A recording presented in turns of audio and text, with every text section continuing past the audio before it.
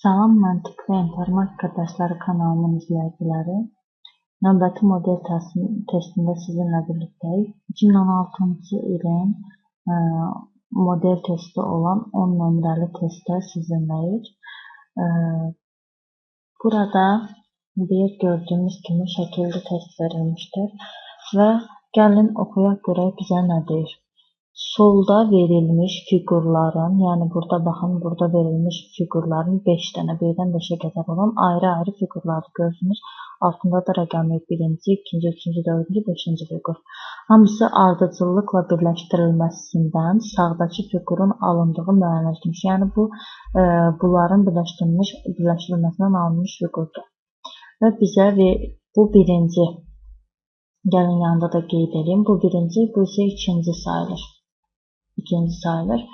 Birincidə verilmiş ardıcıllıqla sıralanan bunu, ikincidə verilmiş ardıcıllıqla sıralamaq gərəkir. Gəlin bu dediyimini qeyd edək.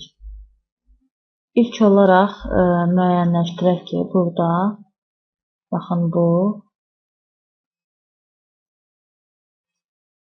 dördüncü fiqurdur. Gördüyünüz kimi dördüncü fiqurdur. Daha sonra bu birinci fiqurdur. Daha sonra bu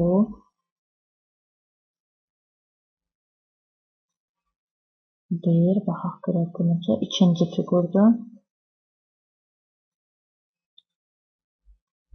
Növbəti fiqur 5-ci və növbəti fiqur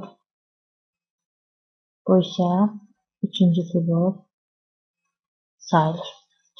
Birinci fiqurumuz 4-cüdür. Deməli, burada da 4-cü fiqur. Bunun da altına yazaq. 1, 2, 3, 4, 5.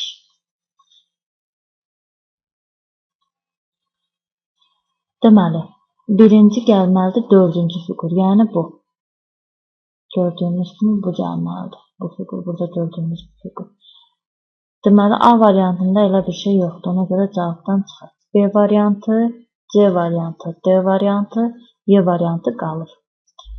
Daha sonra görürük ki, birinci fiqur gəlir. Birinci fiqur üstdən ağ, altdan qaradır. B variantında da üst ağ, alt qaradır. C variantında üst ağ, alt qara. D variantında tamamen ağ olduğunu görə D variantı çıxır. Y variantında da tamamen ağ olduğuna görə Y variantı da çıxır.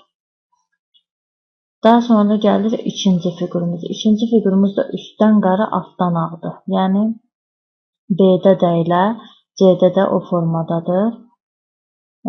Daha sonra 5-ci fiqurumuz gəlir. Ağla, üstdən ağ, altdan qara. Deməli 5-ci fiqurumuzda da burada B variantında alınmır. Çünki 2 dənə dalbadal ağ gəlir, B variantı alınmır. Deməli bizim cavabımız olur C variantı. Bu testdə də gördüyümüz kimi biz cavablarla işlədik. Bundan əvvəlki dərslərimdə də sizə demişdim ki, məntiq testlərini cavablarla işləsək bizə daha rahat. Ən çox da şəkilli testləri cavabla işləmək bizə daha çox əl verir. Testimizin izahı bu qədər. Başa düşmədiyiniz hər hansı bir hissə və ya sual olarsa, şərhlər vasitəsilə bizə yazа bilərsiniz. Biz onları cavablandıracağıq.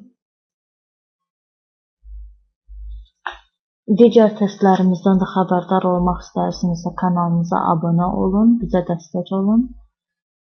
Və videomuzu bəyəndinizsə bəyən butonuna basmağı unutmayın. Hələlik növbəti model testlərdə görüşərik.